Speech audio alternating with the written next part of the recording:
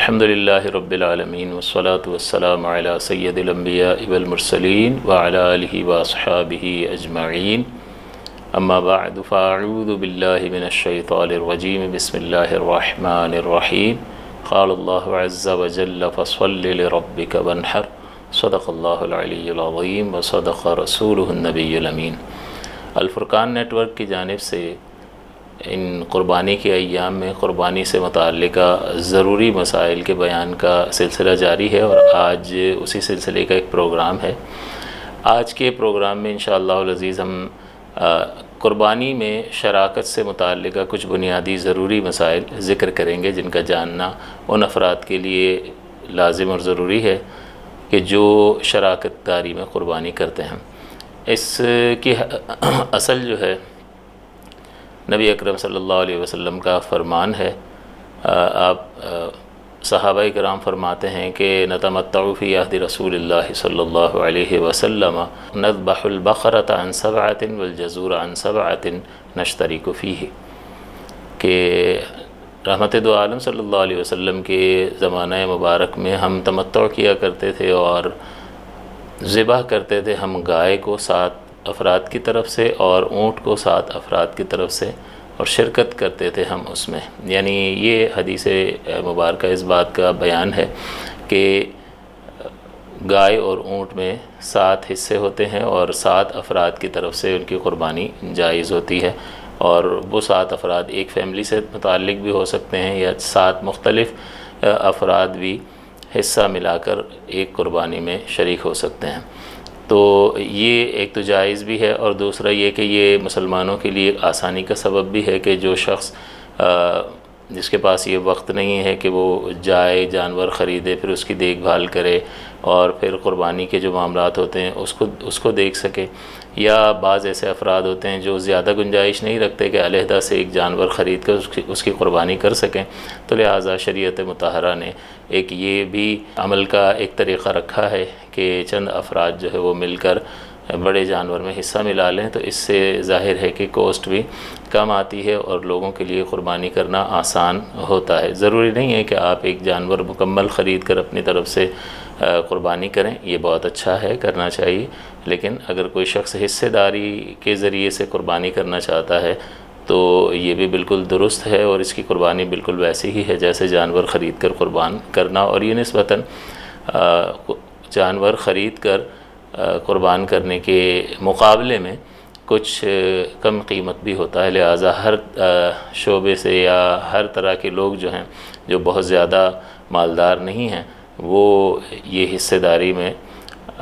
شامل ہو کر اپنی قربانی کر سکتے ہیں آسانی کے ساتھ۔ اس سلسلے میں چند بنیادی چیزیں، جب ہم شراکت داری میں قربانی کرتے ہیں تو چند بنیادی چیزوں کا جاننا ضروری ہوتا ہے کہ گائے اور اونٹ میں 7 حصے ہوتے ہیں، لہٰذا ہر ایک کی طرف سے ایک مکمل حصہ ہونا ضروری ہے۔ زیادہ بھی ہو سکتے ہیں لیکن وہ پورا مکمل حصہ ہوگا۔ یہ یوں ہو سکتے ہیں کہ ایک گائے میں یا ایک اونٹ میں 7 افراد نے شرکت کر لی، ہر ایک کا ایک حصہ ہو گیا، بالکل ٹھیک ہے۔ یوں بھی ہو سکتا ہے کہ 7 حصوں میں 2 ایک نے اپنی طرف سے کر لیے، 2 دوسرے نے کر لیے، اور باقی جو 3 بچے ہیں وہ ایک شخص نے کہا کہ یہ میں اپنی طرف سے کر لیتا ہوں، اور انہوں نے رقم ملا کر ایک جانور خرید لیا، تو یہ 7 حصے 3 افراد میں تقسیم ہو گئے، لیکن چونکہ مکمل حصہ ہر ایک کے طرف سے ہو رہا ہے تو یہ بالکل درست ہے۔ اور یہ اس طرح بھی درست ہے کہ اگر وہ شخص اپنی ہی طرف سے کر رہا ہے، گھر کے کسی فرد کی طرف سے نہیں کر رہا، تب بھی پہلی جو قربانی ہے وہ اس کی طرف سے واجب ساقط ہوگا، اور دوسری قربانی اس کی طرف سے نفل ہوگی، اور واجب اور نفل کو ملا کر اگر کیا جائے تو واجب قربانی پر اس سے کوئی فرق نہیں پڑتا۔ پھر یوں بھی اس بات کا بھی خیال رکھا جائے کہ جس طرح یہ بتایا کہ گائے اور اونٹ میں 7 حصے ہوتے ہیں، تو اگر 8 ملا لیں گے تو پھر ثابت ایک حصے سے کم حصہ ہر ایک کے طرف آئے گا، اور پھر یہ قربانی درست نہیں ہوگی، ایک حصے سے کم ہو جائے گا، لہٰذا اس صورت میں بھی قربانی نہیں ہوگی۔ اور تیسری بات اس میں یہ یاد رکھنے کی ہوتی ہے کہ ہر شخص جو قربانی میں شریک ہو رہا ہے اس کی نیت قربانی کی ہو یا عقیقے کی نیت اگر وہ کرتا ہے تو وہ ہو سکتی ہے اس میں۔ اس کے علاوہ اگر کوئی نیت ہوگی، جیسے گوشت حاصل کرنے کی نیت سے کوئی شخص قربانی کرتا ہے کہ وہ جانور تو خرید لایا ہے لیکن وہ گوشت کے حصول کے لیے ایک حصہ کسی جانور میں شراکت داری کر لیتا ہے کہ قربانی تو میری ہو رہی ہے لیکن چلو میں گوشت لے لوں گا تو لہٰذا میں بھی ایک حصہ ڈال دیتا ہوں، تو یہ قربانی کسی کی بھی نہیں ہوگی۔ تو لہٰذا اس بات کا اطمینان ضروری ہے کہ جن 7 افراد کو شامل کیا جا رہا ہے ایک جانور میں، ان سب کی قربانی یا عقیقے کی نیت ہو، اس کے علاوہ اگر نیت ہوگی تو قربانی نہیں ہوگی۔ اور اس سلسلے میں پھر کیسے معلوم ہو کہ سب کی نیت قربانی کی ہے یا نہیں ہے، تو پھر ضرورت اس بات کی ہے کہ قربانی میں حصہ داری انہی افراد کے پاس کی جائے کہ جو اہل علم ہیں، یا اہل علم کی سرپرستی میں یہ سارا معاملہ سر انجام پاتا ہے، تو وہ اس بات کا شرعی تقاضوں کا بالکل خیال رکھتے ہیں، اور اس سلسلے میں پھر اگر ان کے پاس یہ حصہ داری کی جاتی ہے تو انسان اسے اطمینان قلب حاصل ہوتا ہے، اور وہ سارے شرعی تقاضوں کو پورا کرتے ہوئے یہ معاملات کر رہے ہوتے ہیں۔ تو اس لیے یہ اطمینان قلب ضروری ہے۔ یا چند افراد اگر مل کر ایک جانور خرید رہے ہیں تو پھر وہ ان میں سے ہر ایک کی نیت معلوم کر سکتے ہیں، لیکن کسی ادارے میں جمع کروا رہے ہیں تو پھر اس ادارے کا ایسا ہونا کہ شرعی تقاضوں کا لحاظ رکھتے ہوں گے، یا کسی عالم کی زیر نگرانی ہو تو پھر وہاں پر یہ رقم جمع کروائی جائے اور اس قربانی میں حصہ لیا جائے۔ پھر یوں نیتوں کا اختلاف اس طرح سے بھی ہو سکتا ہے کہ ہے تو سب کی قربانی کی نیت، لیکن بعض افراد جو ہے اس سال کی قربانی کر رہے ہیں، اور بعض افراد کی پچھلے سال قربانی رہ گئی تھی اور انہیں مسئلہ نہیں پتہ تھا کہ اب قربانی تو نہیں ہو سکتی، وہ جو رقم ہے جو ان کے ذمے میں قربانی لازم ہوئی تھی، اس قربانی کی جو رقم ہے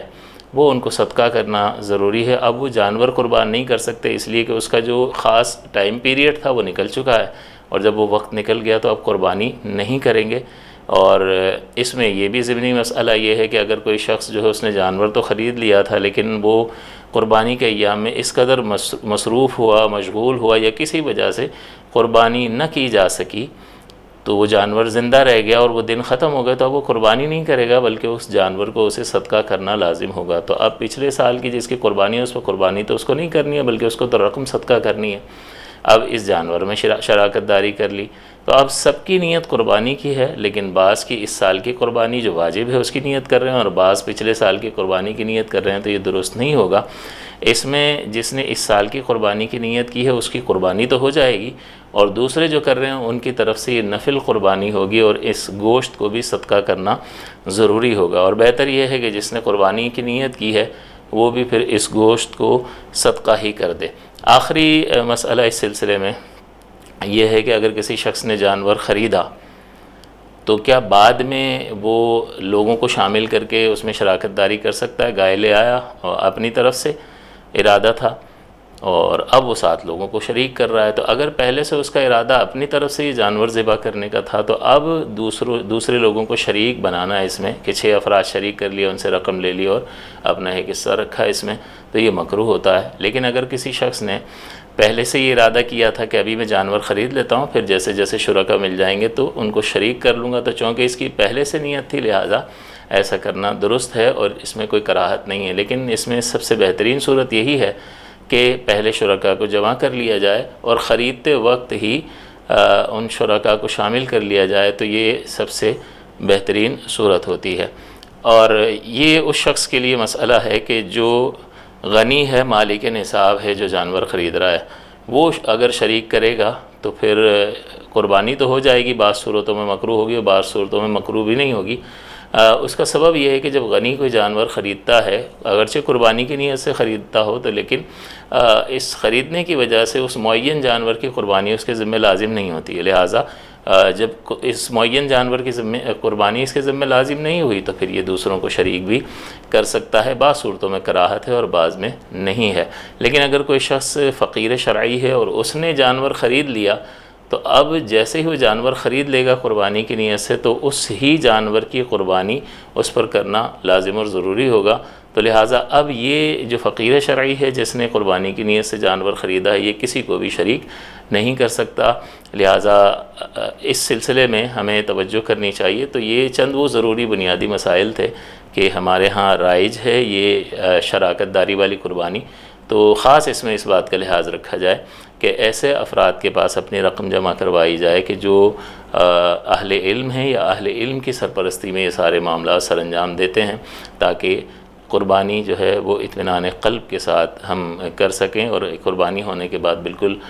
ہمیں کسی طرح کا کوئی شبہ اور شک نہ ہو کہ پتہ نہیں انہوں نے شرعی تقاضے پورے کیے ہوں گے یا نہیں کیے ہوں گے۔ اللہ تعالیٰ سے دعا ہے کہ اللہ تعالیٰ اس حکم پر خوش دلی کے ساتھ عمل کرنے کی توفیق عطا فرمائے، آمین۔ وآخر دعوایا ان الحمد للہ رب العالمین۔